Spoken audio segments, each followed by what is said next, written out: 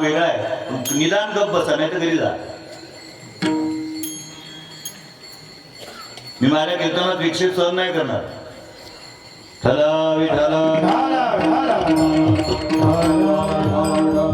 एखाद्या घरामध्ये एखादा ज्येष्ठ नागरिक असावा आणि त्या ज्येष्ठ नागरिकाची परंपरा असावी. सूर्योदयानंतर त्याला घरात कोणी झोपलेला आवडत नसावा आणि अशा स्थितीमध्ये तोच व्यक्ती 8 वाजेपर्यंत झोपलेला असावा, अंगावर शॉल घेऊन, आणि घरात कर्फ्यू सदृश परिस्थिती असावी.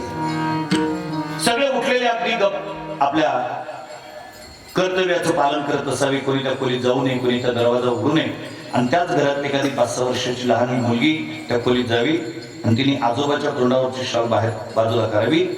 आजोबाने उठावं, मोठे डोळे करून पाहावं. घरातले लोक अगदी स्तब्ध व्हावेत. त्यांनी विचार करावा, कारण नसतानाही कार्टी तिथे गेली की स्वतःही मार खाते आणि आम्हालाही शिव्या खाण्याकरता भाग पडते जाता. आणि त्या आजोबाने मोठे डोळे करून त्या पोरीकडे पाहिल्यानंतर त्या पोरीने असं करावं, आजोबा किती वाजले पाहिलं का तुम्ही? आम्ही 5-6 वाजेपर्यंत झोपलेले चालत नाही, घड्याळात पहा 8 वाजलेत. आणि त्या पोरीने असं प्रेमाने म्हटल्यानंतर त्या आजोबाने अंगावरची शाल फेकावी, त्या पोरीला जवळ घ्यावं, तिचे पटापट मुके घ्यावे. व संत त्याच पद्धतीने देवाला म्हणतात, का हो तुम्ही निश्चिंतीने निज निजरानी हरी, का हो तुम्ही निश्चिंतीने निज निजरानी हरी, का हो तुम्ही निश्चिंतीने निज निजरानी हरी.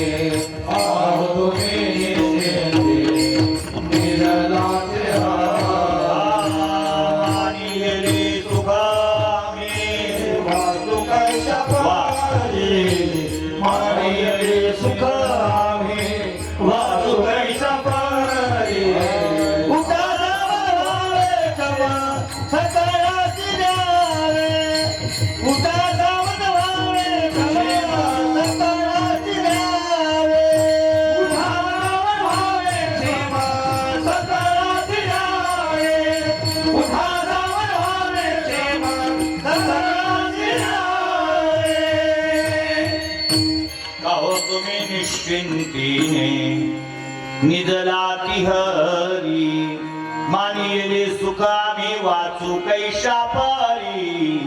उठा सावध व्हावे क्षेम, सकळा द्यावी जयाची वासना तया. कैशी आपलं लक्षात आलं.